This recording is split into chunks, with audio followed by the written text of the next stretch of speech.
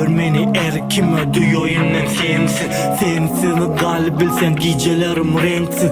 Renksiz duygularım gali inni manisiz. Gidecektim uzaklara uzağına salın mene gava. İstemeyecek uzağına uzacaktım ellerimi. Sensiz kalan günlerimi oynadım duygularımı guruledi dillerimi. Her günümü şovur gün edil ahir zaman yali bağıt duysan özüne.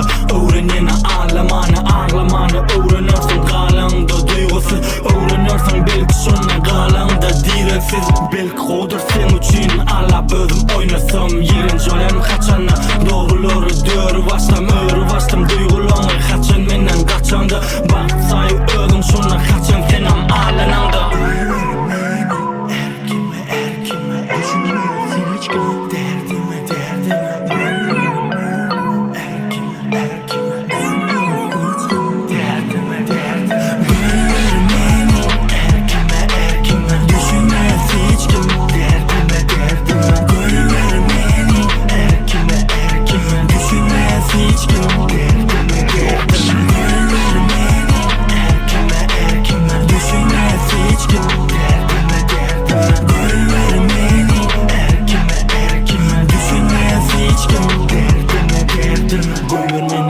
Kime gideyim ben sensiz.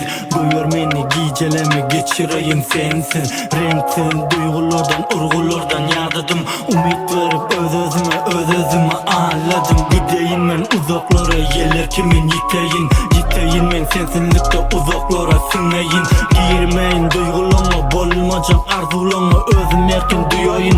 Gidip baran yollarımdan kollarımdan Gülür beni erkime dönüp bile mont menem sen oynama şerkime. Beni kime men dedim sağdalıktan peydalanıp senin özüm koyup gör kalanda ağlanıp.